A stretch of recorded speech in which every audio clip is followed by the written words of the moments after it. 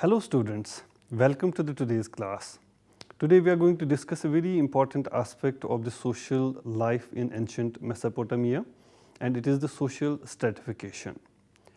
After reading and going through today's essay, you will be able to know the various aspects of social life, to learn about the emergence of different cities, to learn about the rural and demographic changes, and to know the conditions of the nomadic and semi-nomadic groups that were prevalent in ancient Mesopotamian society.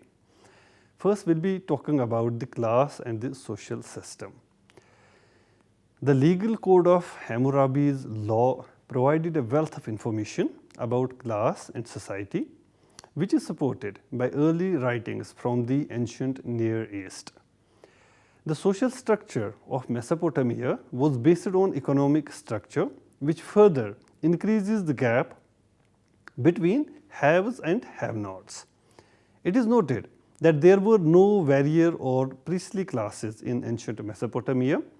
Three main social classes were identified in the Hammurabi's law code. The first one is the Avilum, the second is the Muskenum, and the third is Vardum. The later, the Vardum, literally is translated as a slave. After the old Babylonian era, the legal distinction between Avilum and Muskenum was lost. Avilum, which is the word for man, is usually translated as free man, denoting someone who is not in debt. He is also implied as gentleman. The Avilum denotes either landowner or household leader. The state made mandatory for the Avilum to serve in the military and pay regular taxes. His sons received equal share of his wealth after his death. The Amorite word Muskenum literally means the one prostrating society himself. The rank of the Muskenum was lower if the Avilum, the freeman or citizen, was mentioned. The Muskenum frequently exchanged provisions or land allotments for their services at the palace. Because he was not covered by customary law, it may have taken a number of legislative requirements to link the Muskenum to the palace. The slaves caught and seized during wars on the mountains in Mesopotamia were men as well as women. In the past, captives were killed since the economy could not accommodate or support them. Later, the monarchs freed the prisoners and organized them in gangs that worked as laborers or warriors, albeit the king could still murder them because he owned them. Together with some paid and forced laborers, the slaves built roads, dug canals, built military fortifications, erected temples, farmed the royal land 7, and worked in palace workshops also. State slaves were housed in the luxurious barracks, and records were kept of their names, ages, and even the places of their origin. Temple slaves were enrolled from both prisoners of war and the offerings of private citizens. These societies began progressively to use slaves as domestics, as military conquests brought in more prisoners of war. In the 3rd millennium BCE, citizens went into debt slavery because they could not repay the loans to the aristocracy. In order to avoid being seized by creditors, penniless men and women sold themselves or their children into slavery. Although fugitive slaves were rare, a text claims that they had the marking, which means a runaway seize him, on their foreheads. While some wore tags or fetters, a distinctive lack of hair was frequently used to identify a slave. It was responsibility of the authorities to apprehend escaped slaves and deliver them back to their owners. The theft of slaves was punished harshly, and palace slaves were subject to additional restrictions. However, private slaves were comparatively uncommon and were mainly employed in the domestic service. Enslaved persons who were born in the royal house enjoyed special status. It is pertinent to mention here that social distinction or discrimination was not fixed. An enslaved person could be freed, and a free man could be enslaved through debt at any point of time. Also, a person without land could become a landowner. There are a number of ways thus to become a landowner. It was the duty of the king to gift administrators with land grants. Also, a wealthy merchant could buy land at any time. There was presence of social mobility at the top. For example, a person with no royal affiliations could become a king. According to the tradition, Sargon's father was unknown and is believed to be of a humble birth. Since the king was the chief representative of the god on this earth, the priests and scribes created the essential divine link in the legend of Sargon. A legend told that Sargon was the son of a high priestess who bore him secretly because she was not allowed to have sexual intercourse with the person. The high priestess was usually of royal lineage and often considered as a consort of the god. Thus, son of a high priestess was undoubtedly worthy of being a king. Ethnic divisions, with few exceptions, played no role whatsoever in ancient Mesopotamia. Numerous ethnic groups entered Mesopotamia, but gradually most of them were assimilated in their social setup. Artisans could ply their trades, mainly when their skills were in great demand. In most cases, the assimilation of resettled individuals was encouraged. Among the deported and resettled, the Armenians were the largest group who were assimilated easily. However, many Armenians had already invaded Babylonia and Assyria through the plains, and thus the newly arrived Armenians were easily assimilated. Now, coming to another segment of the topic, we will be talking about the city life and its many facets which were prevalent in ancient Mesopotamia. The cities of Mesopotamia were good sized and well populated. These cities functioned as political imperial capitals, trade centers, and the principal shrines of region were located in the center of the city. The cities were not the same as the city states. A city was characterized by a complex economic structure and by allegiances based on the urban community rather than on the tribe. Further, the city was clearly distinguished physically through public buildings and a very strong city wall. City-state was an administrative unit which comprises of several cities. An average Sumerian city and most of the later cities consisted of three parts. First, the city referred to a walled area where there was the presence of the temples, palace with residences for royal officials and houses of the residents. The second part was the suburb, which was known as the outer city in Sumerian. It consisted of households, farms, cattle folds, fields and even gardeners. These provided the city with food and raw materials. We do not know how the outer city extended or whether it was protected by the secondary walls or by some fortified outposts. And finally, the third one was the wharf section, which functioned not only as a wharf but also the hub of commercial activities.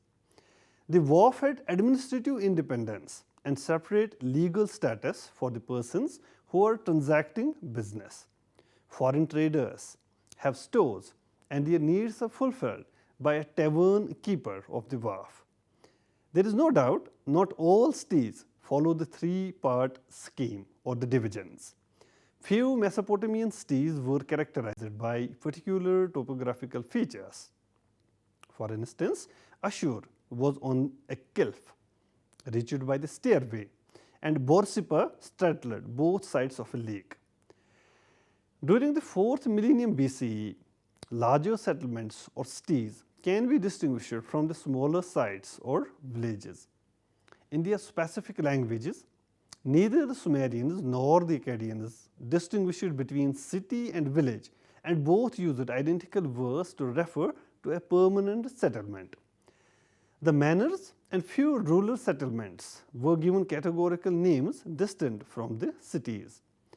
The cuneiform documents revealed that a small number of old and important cities enjoy privileges and exemptions from various dues. In a typical city, the standard of life was only above the poverty line. Real prosperity was only experienced by the city when its monarch returned after a campaign with booty, tribute and gifts from conquered neighboring cities. The city's quality of living was raised by the distribution of the war's spoils among the troops and bureaucracy, in addition to the ruler's personal fortune.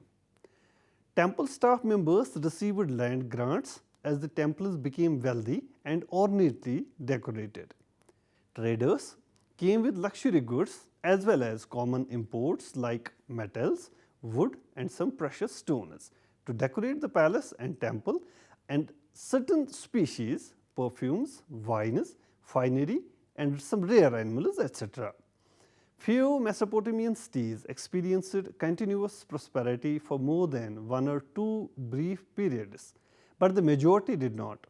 Wealth quickly gave way to a miserable existence where people lived amongst ruins, the sanctuaries were decayed and the city walls were falling down.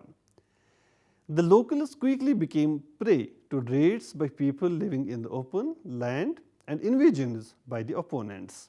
When a city was destroyed, the survivors continued to live there, keeping its name alive throughout the years.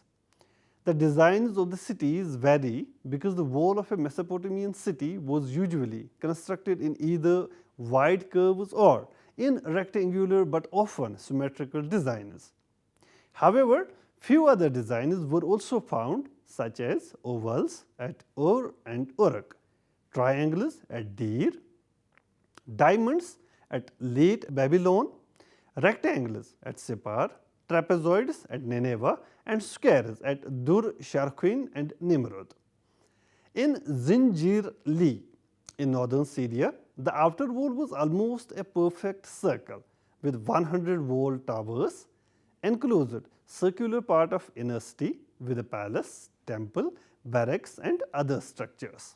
In the same context, we have a map of Nippur drawn on clay, and it is the only Mesopotamian city map found by the archaeologists. Both rectangular and round city plans have been found particularly in various military encampments. Such humble geometric figures and designs was a conventional way of either migrating tribes or armies to arrange their camps. Southern cities were largely similar to northern cities along the Euphrates in their dependence on agriculture. However, as northern settlements were transformed from villages to cities in the 3rd and 2nd millennium BCE, the small mounds of the early settlements were used as elevated platforms to build the temples and palaces on a high citadel. These areas sometimes were separated from the rest of the city by their fortifications. In the south, land was divided by many canals into areas of intensive cultivation. Southern marshes supplied reeds, fish and even birds. The wasteland could be utilized for these seasonal grazing purposes. In the north, land was set for either agriculture or grazing systems. Northern cities were essentially divided by elevation into upper and lower towns, that is, citadels and the residential areas, while in south, land was more valuable in irrigated zones. But in the north, city and country property were of same value. Such geographic differences suggest that no one concept of city planning could completely satisfy diverse needs. The sites in the south were bare, displaying the results of millennia of sandblasting by summer winds. But the sites located in the north were partly vegetated and bore signs of intense water erosion. It was due to regional variations. The southern sites preserved kilns, canals and entire buildings on the surface. They were furnishing clues to the overall urban plan. Urban centers frequently expanded due to the temples there, which fulfilled the religious, administrative and economic demands of the people. By the beginning of the 4th century BCE, the town served as focal points of negotiations between the various ethnic groups who called Mesopotamia their home, including the herders of the desert, the fishermen of the marshes and the farmers of the plains. Later these cities became centers of communication and trade between Mesopotamians and the people of far-off mountainous areas, which provided resources which Mesopotamia lacked, such as stone, metal and wood. A network of trade routes ran through the open country among commercial centers. However, there was little traffic on these roads. Traveling was unsafe due to marauders from the deserts, migrants, runaway slaves and even wild animals. Only army contingents, foreign ambassadors traveling under military protection, royal messengers and donkey caravans carrying loads from city to city ventured to travel through these tough roads. By 3500 BCE, the Templars organized Mesopotamian society to a large extent. The temple was built on a high platform and was visible from a distance. The temple created writing systems, government, a judicial system, fine art and architecture, so on and so forth. For the first 500 years of Mesopotamian history, the temples alone controlled most facets of society and even economy. By approximately 2800 BCE, territorial disputes erupted in the south. Monumental fortification was done to maintain security and help us in outlining boundaries between rural and urban areas. Nevertheless, these wars required leadership and thus another major urban institution emerged, which is the palace. Mesopotamian cities now had two centers of power. One is the palace, which controls the political and military arena, and second is the temple, which controlled the economy and religious aspects respectively. Monumental fortifications were erected to maintain security and outline boundaries between rural and urban areas. In the 3rd and early 2nd millennium BCE, some Assyrian villages became centers of political power and expanded abruptly into cities. On top of the old town's mound, temples were erected and new defenses were constructed to surround a bigger and larger town. The citadel mound was located at the border of the new city, close to the city wall at certain northern sites. Houses, stores, shrines and other buildings could be seen in abundance throughout the residential areas. Residential spaces are only briefly described in the cuneiform tablets. The workshops have been found in different residential areas. The cities were largely divided into numerous residential quarters, but there is a dearth of information about the exact size, plan and even organization. The contemporary writers acknowledged the role of local leadership within these areas. The Diyala region during the 3rd millennium BCE had spacious houses with identifiable toilets which were made up of brick platform with a wide silt. However, the houses of average peasants were simple one-story buildings with one or even two rooms. There was an absence of special facilities. The building material depends upon what was available locally, and in Mesopotamia, mud brick was used to build a peasant hut which survived as the serifa, common in Iraq until the 1950s. However, the establishment of markets was a late phenomenon which was motivated by a number of factors. And finally, all this resulted into development of cities which further led to a creation of supply markets. As a result, the marketplaces functioned as a bridge between city dwellers and those who lived outside the city. Now coming to the population statistics of ancient Mesopotamia, most archaeologists base their population estimates for southern irrigated areas on 200 people per hectare. In other words, The major cities in southern Mesopotamia had populations ranging from around 10,000 to about 1 lakh. These numbers should be taken as the peak population of a city in its heyday. However, the archaeological evidence indicates that the population density in the south was equivalent to modern day rural settlements in southwestern Asia at about 100 people per hectare. As the city's political fortunes shifted, so did their populations. Unfortunately, it has been more challenging to estimate the population of northern cities because vast residential areas have barely ever been excavated. The temple and the palace were most significant buildings of a city.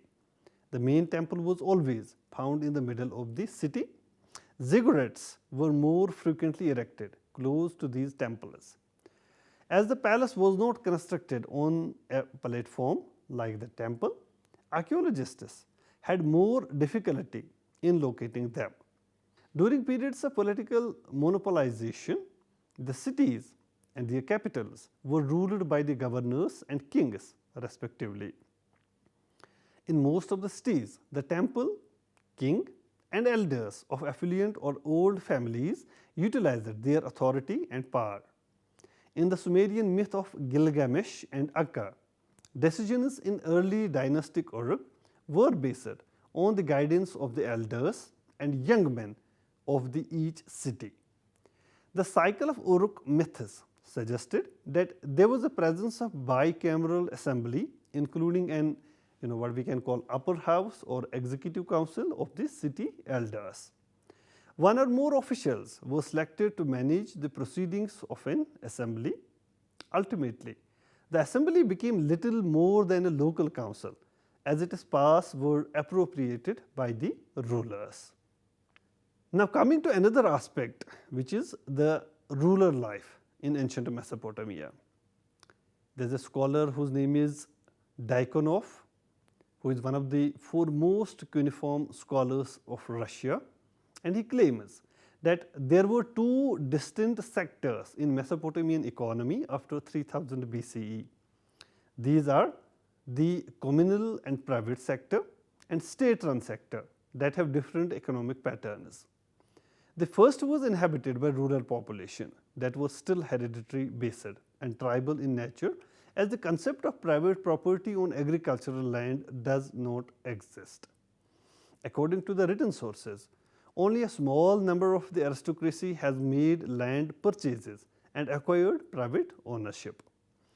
The legal records from the 3rd millennium are witness to the sale of vast swaths of property by numerous vendors to the people who were either ruling themselves or in positions of authority. The contracts and references to the ceremony that took place after the transfer of property rights were the only things written on the stones. In essence, it suggests that the sale of publicly owned land to a private property was indeed a rare act. It is noteworthy to notice that there are no references to land registration or the state keeping record of land ownership in the Bronze Age. The city served as a political center and military refuge to the adjoining villages. The cuneiform sources do not document any conflict between people living in the rural and urban areas. In reality, the city dwellers also owned farms and estates in the rural areas. The village elders and mayor worked for establishing a model that was eventually followed in the city wards. For the organization of water rights, fallow land and other agricultural matters, consensus of highest authorities was required. The old Babylonian correspondences, which described the function of the village in local governance, further supports this. According to a letter, the village has given me 10 echo, which is 3.6 hectares of land that belonged to a soldier who fought beside me but has no heirs, is something which are the arguments that can be quoted in its support. Now coming to another aspect, we will be talking about now the nomadic and semi-nomadic life. Desert nomads were ever present, and the shepherds who moved through dangerous areas with their herds were known as nomads. Early Near Eastern nomads were generally more than a day's journey from a watering hole. Additionally, nomadic groups had bases that they occasionally visited.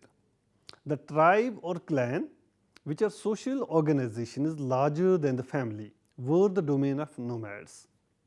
Small, decentralized egalitarian groupings and massive hierarchical chiefdoms were both common political structures among the nomads. On the outside of towns, several nomadic tribes or clans engaged in farming and livestock. These tribes have been labeled transhumant or semi-nomadic. Today we exclusively refer to camel nomads who travel across the desert on dromedaries, an animal with powers that outshine the power of even an ass. Generally for these groups, we use the name Bedouin, which was borrowed from the Arabic. In comparison to the sedentary or settled people, nomads did not leave written records, and even the archaeological sources are also very scanty.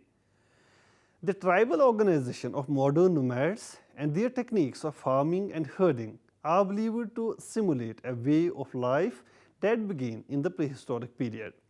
An old view of the scholars on nomadic sedentary relations in the Near East stressed their mutual antagonism. This opinion was influenced by the early Near Eastern textual sources written by scribes who mostly lived in the city. The segregation of the people by these authors was done by stressing the uncivilized behavior of nomadic groups and their potential danger to sedentary people.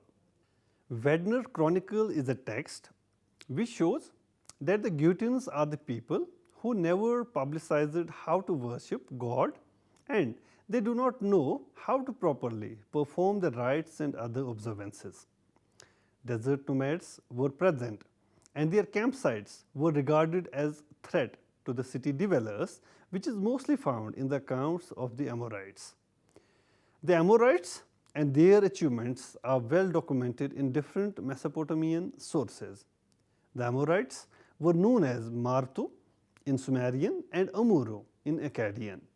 These terms refer to Semitic speakers who were originally from the areas west of Sumer and Akkad.